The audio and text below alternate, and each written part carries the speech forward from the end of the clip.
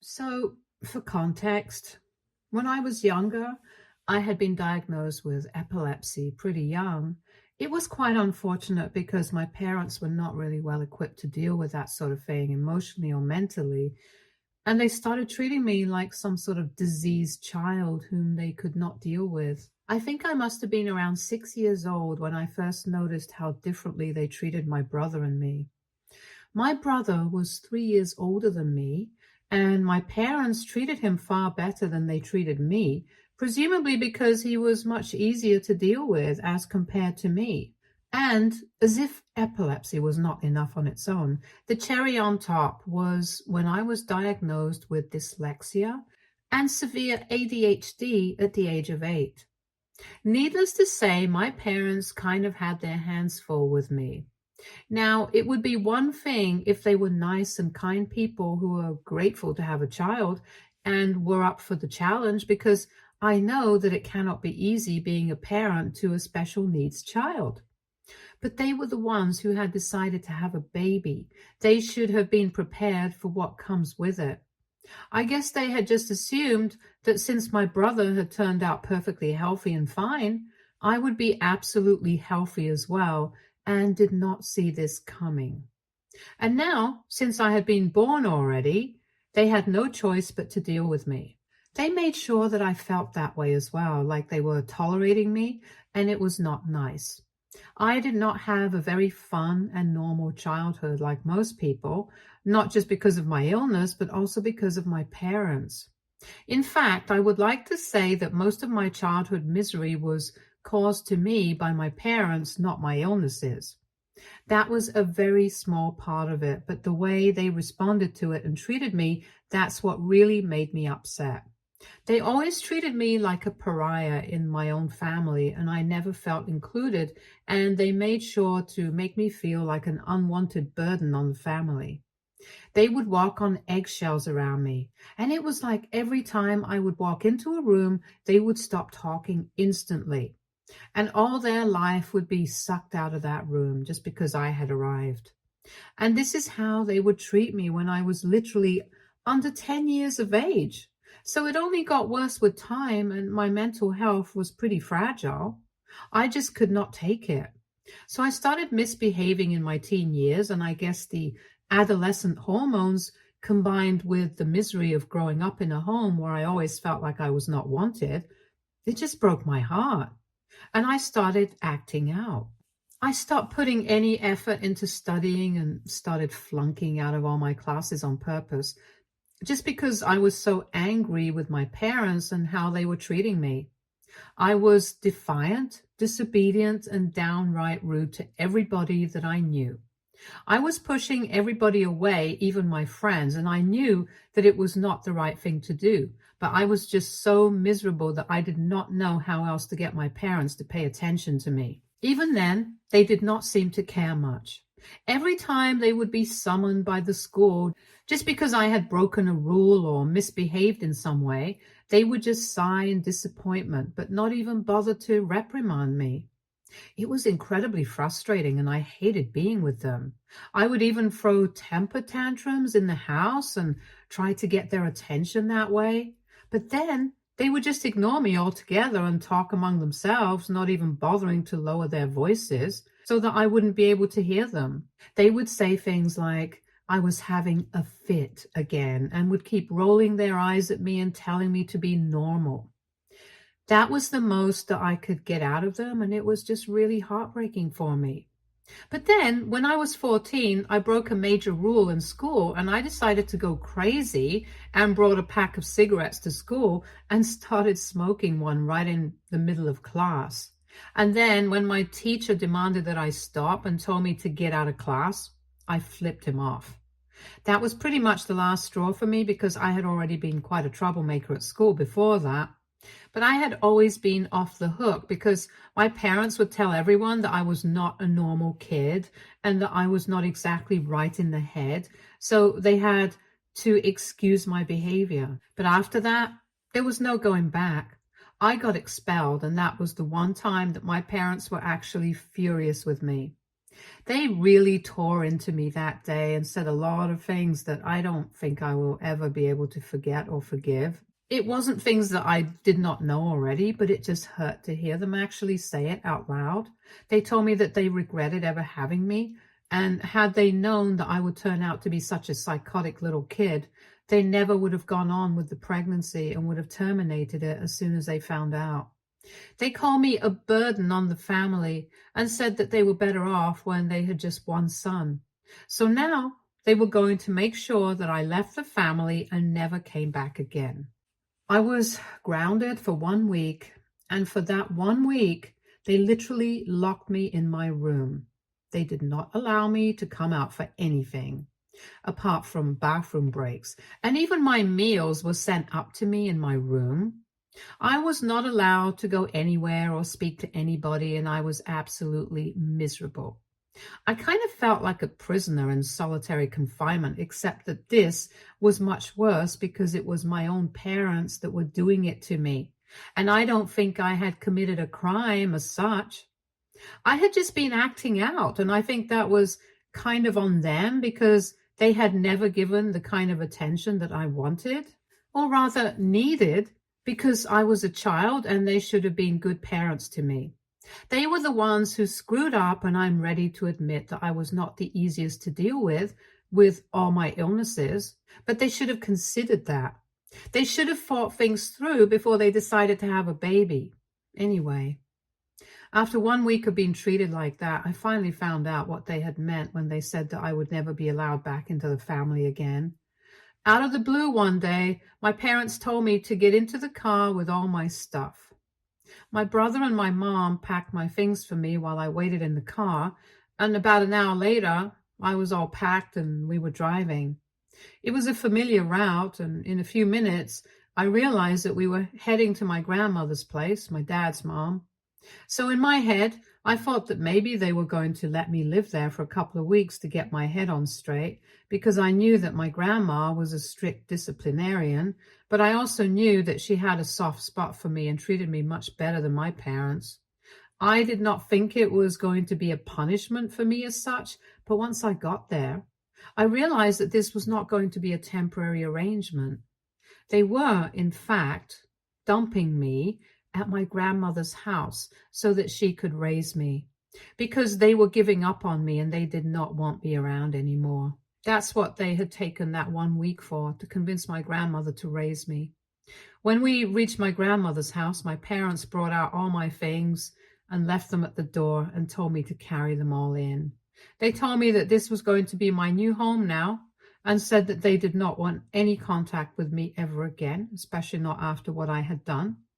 According to them, I had been trying my best to ruin their reputation, but now I had crossed the line and I could not take it back. While we were at the door, I tried to beg them not to do this because, in spite of everything, I still wanted to have a relationship with my parents. I don't know why. I was 14 and I was desperate to have some sense of belongingness in my family, so it was quite difficult for me to leave with the fact that they were dumping me at my grandma's place. I was also slightly concerned about the fact that my grandma probably would not be able to take care of me, which is why it had taken her 1 week to accept me, since she was getting old and was already in her 60s. I knew that my grandmother loved me, but I didn't know if she actually wanted to take me in. So I felt like I was just going to go from being a burden to my parents to being a burden to my grandmother. I did not want to disappoint her, because even in the past, whenever I would visit her and she would learn about the things that I had been pulling off at home and at school, she would be quite disappointed. But then she would always encourage me and tell me that she knew I was made of stronger stuff, tried to convince me that my parents would come around if I behaved better and had faith in me. That was another reason why I did not want to move in with my grandmother, because I felt like she would start resenting me as well, just like my parents had. And I could not afford to lose her too. It was kind of complicated. So I tried to beg them to let me stay with them, but they told me that they had made up their minds. Right in front of me, they told my grandmother that they were done with me and did not even want to hear about me. And then They said that they did not want a freak like me living with them anymore and wanted to focus on my very normal brother, which is what really got to me, because that's the kind of language that bullies at school used for me to make fun of me. And it really hurt me to hear my parents using the same kind of words for me. Because it was one thing for the mean kids at school to say it to me, it did not affect me as much because I was used to it. But when I heard my parents call me a freak, I realized that they were the biggest bullies of my life. And actually, they were doing me a huge favor by letting me live with my grandma, because they never loved me no matter what I did. And I bet that even if I had behaved better, they probably wouldn't have cared, because to them, my brother was the only child they had. So after that point, I stopped begging and I accepted the fact that I was now going to live with my grandma. And I decided in my head that I was going to be better, because I deserved better, and so did my grandma. And I was not going to throw away my life just because my parents did not love me. Once my parents had left, my grandmother and I sat down and had a conversation that was very much needed. She told me very transparently that even though she loved me, she had not exactly been ready to take me in, and she had a number of concerns about me because she had heard about the way that I had been behaving from my father, and had said that at her age, it was not going to be possible for her to handle a troubled kid like me. She said that she understood that I needed help, but she was not sure if she would be able to provide the right kind of space for me to grow up in. And that's why she had been holding out about whether she should take me in or not. That was why it had taken her 1 week to come to that decision.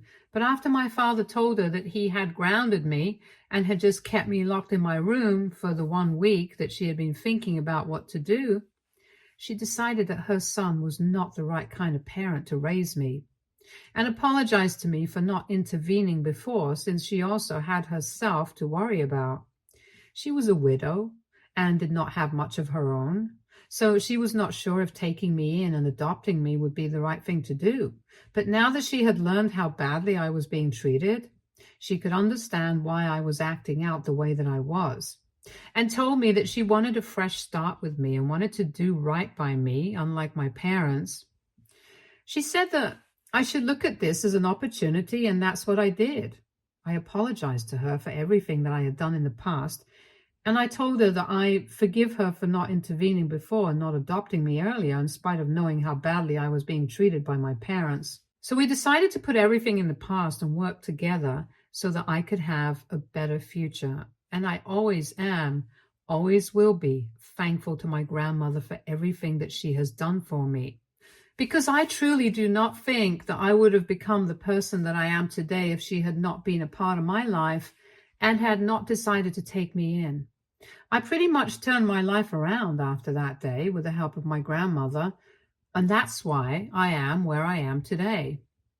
After I moved in with my grandma, I made a conscious effort to be better at everything that I did. And even she tried to do right by me, help me, provide me with the kind of space that I needed to excel in what I did. She got the right tutors for me to help me with my academics, and even enrolled me in private school and made sure that everybody knew that I had needs to be catered to, so they would not treat me like every other student. But unlike my parents, she did not use it as an excuse, but used it as a reason to provide me with the help that I obviously needed. And it did help me, which is probably why I was able to graduate with a good score and go to college. Like any other kid, I was able to do everything that I wanted to, and for that, I only have my grandmother to thank. My parents continued to visit my grandmother occasionally, but they would never see me, and I could stay out of their way. Every time that my parents would visit, I would leave the house and only come back after I knew for a fact that they had left. They did not seem to care about this, and neither did I. That went on for a couple of years, but then my grandmother had a big fight with them about this and told them that they were horrible parents for not even attempting to talk to me, especially when I was doing better and they had a reason to talk to me and apologize for what they had done. They refused to even acknowledge that they had made a mistake while raising me and pretended like they were perfect parents. I was just a bad kid. They had called me a rotten apple and a freak, yet again, and my grandma lost it. So she told them never to come back, and they stuck to it. They were so egoistic that they just couldn't accept the fact that they were not good parents to me, and that's why I had turned out the way that I did when I was 14. But because of my grandma's guidance, I had improved. And yet they did not seem to be able to comprehend that. So after that, there was no talking to them anymore. For almost 10 years, my grandma and I did not talk to them and pretended like these people never existed for us. I achieved so much and hit so many milestones, but I never spoke to my parents, and neither did they ever reach out to me, even though I had social media and I had never blocked them. They could have reached out to me. They just chose not to. And only now have they reached out to me. And that's because my grandma passed away a couple of months ago. It was very upsetting for me, since she was the only person that I had who genuinely had my back no matter what. Even though we had not been living together for the past couple of years, since I moved out for college and then graduated, and I got a place of my own, she was still my rock and my support system. So life has been very different without her. And I was still trying to cope with her loss when I heard from my parents. Not even 6 months had passed since she passed away, but they are already at my door demanding that I share my inheritance with them because apparently my very normal and healthy brother is not doing better than I am, as they had expected. And now they need my help to clean up the mess that he had made. They visited me a few days ago and my brother was not with them, which was surprising because before that, every time they would visit, my brother would always come along. I decided to interact with them and talk to them because I had actually thought that they were here to apologize. But after a bit of small talk and condolences, they came straight to the point. They told me that while he was in college, my brother had developed a bit of a drug habit, and now it had started affecting his ability to work. I don't know why they were trying to downplay it because from what I gathered, he was in serious trouble and needed help. So now they wanted me to share my inheritance with them whenever I would come into the money so they would be able to pay for rehab. I asked them why he could not just attend one of the low-cost programs which they could afford, and they told me that they had tried, but it was not good enough for him, and he needed a residential program which apparently cost a lot. Now, I personally don't know anybody who has been to rehab, and I don't know how much it costs, and I'm not going to do enough work to actually find out the cost. All I know is that I have my own money now since I have a good job. I'm comfortable, and I know that my grandmother was also pretty well off since my grandfather had left her a lot of money, and she had invested it pretty carefully, which is really good for me, but bad for my parents, because in spite of knowing that, they were too proud to keep in touch with her, or even apologize to her towards the very end, knowing that they would probably need the money. Anyway, I did not care about any of that. I just told my parents that I was ready to help them out with whatever amount they needed. But there was just one condition that I had, and that was that they would have to publicly acknowledge everything that they had done in the past, the terrible way that they had treated me, the things that they had said to me, and also the way that they had treated my grandmother. And then I wanted them to also acknowledge that now they needed my help and why they needed the money from me so that everybody would be able to know what was going on with us. Because for years, we had kept things private because my grandma did not want any drama. But now that they had come to me and had the audacity to ask me for help, to share my grandmother's money with them, in spite of the way that they had been treating us for the past 10 years, I thought that this was necessary. I did not feel bad in the slightest while asking this of them, since I wanted them to publicly say everything that they had done wrong. And when I said this to them, their faces literally fell. They tried to negotiate with me and told me that I was being unreasonable and kind of selfish, but I told them that this was my condition and they could take it or leave it. I had no issues with providing them with the money that they needed. I had nothing against my brother anymore, and neither did I have anything against them. But they definitely would have to acknowledge what they did in order for me to completely move on from what had happened. because they had treated me badly and there was no way around it. And they had also not been nice to my grandmother, and this was the money that we were talking about. So if they wanted her money, they had to acknowledge what they had done. It was as simple as that. I don't know why they are being so weird about it. But when I told them this, they started calling me heartless, emotionless, and said that they had never expected something like this from me. I told them they shouldn't have expected anything from me at all, given the fact that we hadn't even been speaking for the past 10 years. And now, if they wanted my help, they would have to acknowledge and accept their mistakes and apologize for them. That is it. I do not want to hear anything more about it. They left after that, after a lot of crying and accusations, but I did not budge.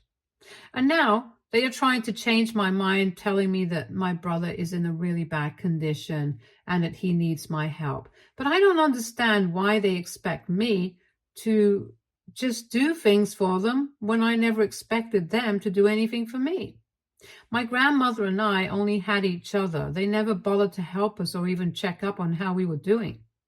Even when my grandmother passed away, they probably would not have been able to find out unless I hadn't told my relatives, and that's how they even came to know about the funeral and stuff.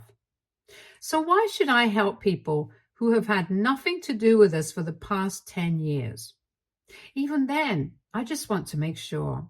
AITA for telling my parents that I won't help them financially if they don't accept and acknowledge their mistakes publicly? Update 1. Thank you for all the comments on my original post. I am doing just fine. Thank you so much for asking. It has been really difficult for me to deal with the loss of my grandmother, but she was really old and I'm glad that she's in a better place now. She lived her life to the fullest, and I know that she did not pass away with any regrets. So thank you for the concern and the condolences.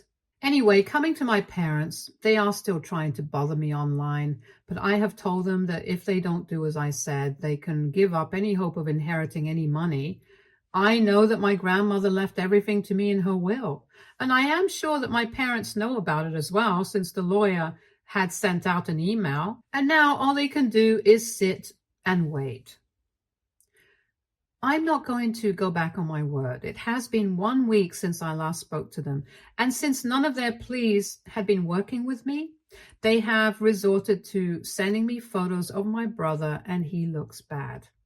He is in a pathetic condition, and they keep sending me pictures of him, telling me that this is the guy who needs my help, and that I should really step up and do something for him. To that, I only have one thing to say. Where were they when I needed that kind of help? They abandoned me, and I was just lucky that my grandmother had my back. But otherwise, I don't know where I would have ended up. They did not care about me, and as much as I feel bad for my brother, I can't help them if they don't apologize for what they did. And it has to be public because I want everyone to know what kind of people they really are. If they can keep their egos aside just for this one thing, I guess I'll help them out. Because honestly, for me, it's about shattering their pride. It was their pride that made them do everything, and now, if they really want to help the child that they claim to love, they have to keep it aside. So now I just want to see what comes first for them, my brother or their pride. Update 2. 10 days have passed since I last spoke to my parents, and after a while, I had just stopped responding to their messages. So now they showed up at my place again. A couple of hours ago, they visited me again, but this time they brought my brother along with them, and it was bad. At the door itself, I told them that they could not do this, and if anything, their behavior was only damaging their chances of getting anything out of me. Because I was not comfortable with them doing this, not even to my brother, since I could only imagine how dehumanizing it was to be used as a puppet. I told them to get out, and for a while they refused to move and told me that if I wanted them to leave, I would have to promise them that I would help them as soon as I could. I told them that I would not be making any promises of the sort. And if they tried to mess with me, I would call the police on them, and that would not be too good for them given the condition of my brother. That scared them, and they left. But my dad told me that both my grandmother and I were the most selfish people on the planet. And that's coming from them, considering how they dumped me on their doorstep just because they could not deal with a special needs kid. Actually, they did not want to deal with me because I was not the perfect little boy that they had expected me to be. If my grandmother and I are selfish, the words that they are have not even been invented yet. Update 3. Hi, so I kind of forgot to post here because I got really busy with work. Anyway, almost 2 months have passed since my last update and a lot of things have changed. For instance, my parents are blocked now and they have no way to contact me anymore because I have moved into a better apartment in a new neighborhood. So they don't have the address to that. And this time I have made it known to all my relatives that they are not supposed to give out my address to anybody, especially my parents. Because the last time somebody had decided that my parents deserved to know where I lived since their son was suffering and had given them my address, which is how they had to come to contact me.